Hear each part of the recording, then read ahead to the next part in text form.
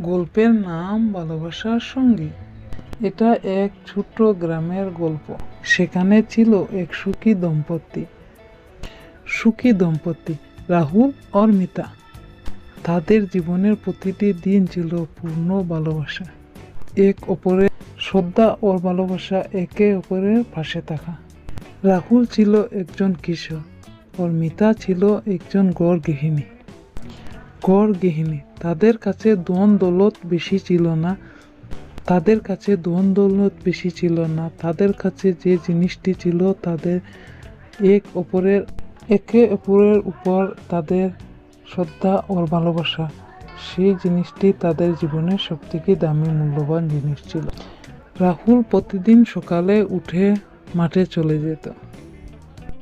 মিতা তাকে খাবার তৈরি করে খেতে দিত। রাহুল খেয়ে মাঠে চলে যেত। ঘরের কাজ শেষ হওয়া পর্যন্ত কাজ করে বসে মিতা রাহুলের অপেক্ষা করত। মিতা বসে ঘরে অপেক্ষা করত রাহুলের জন্য। রাহুল যখন কাজ শেষে বাড়ি ফিরত, অনেক ক্লান্ত হয়ে ঘরে ফিরত, মিতা তার জন্য চা বানিয়ে নিয়ে আসত। কিছু বিশেষ মুহূর্তে রাহুল মিতাকে হাসিয়ে দিত। মিতা তখন তার ছোট্ট ছোট্ট হাস্যকর গল্প শুনিয়ে তার মনটা ভালো করে দিত।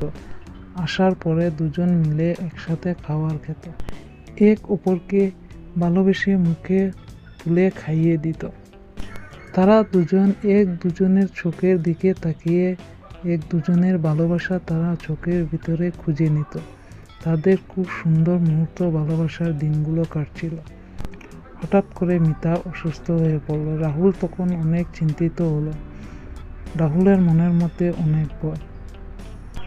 রাহুল তখন মিতাকে নিয়ে ডাক্তারের কাছে নিয়ে গেল। ডাক্তার দেখে বলল তাকে চিকিৎসা করে ডাক্তার বলে দিয়েছে তাকে অনেক সেবা যত্ন করতে হবে। সেবার জন্য সে ভালো হয়ে উঠবে। রাহুল তখন তার জন্য সেবা করার জন্য তার কোনো ত্রুটি করেনি। সে মিতার অনেক ভালোবাসে খেয়াল করে নিচ্ছিল।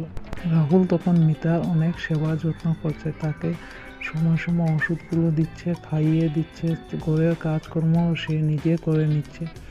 তবু তার ভালোবাসা মিতাকে ভালো করার জন্য উৎসাহ করেছিল। সে মিতার পাশে বসে সান্ত্বনা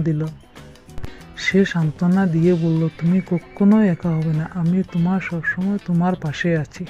আমরা একসাথে সব কিছু পারবো।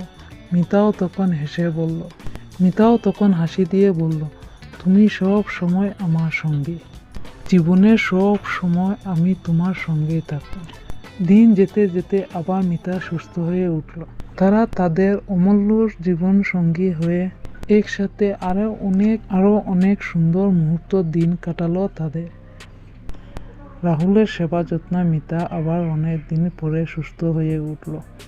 তাদের মধ্যে অনেক গভীর ভালোবাসা ছিল। তাদের দুজনের স্বামী স্ত্রীর মধ্যে শ্রদ্ধা ও প্রেম, ভালোবাসা দুটোই যদি থাকে, সংসার অনেক নিজের থেকেই ভালো হয়ে চলবে। সুখে দুঃখে সবসময় যদি পাশে থাকো, তারে কয় জীবন সঙ্গী। সবসময় সুখ দুঃখ দুজনের মধ্যে ভাগ করে নিলে সবার ঘরে ঘরে সোনার সংসার গড়ে উঠবে। তবে মিতা রাহুলের ভালোবাসার গল্প শুনে যদি ভালো লাগে, লাইক করো ভিডিওটাকে আর চ্যানেলটাকে সাবস্ক্রাইব করো। বাই বাই, ভালো থাকো আজকের জন্য।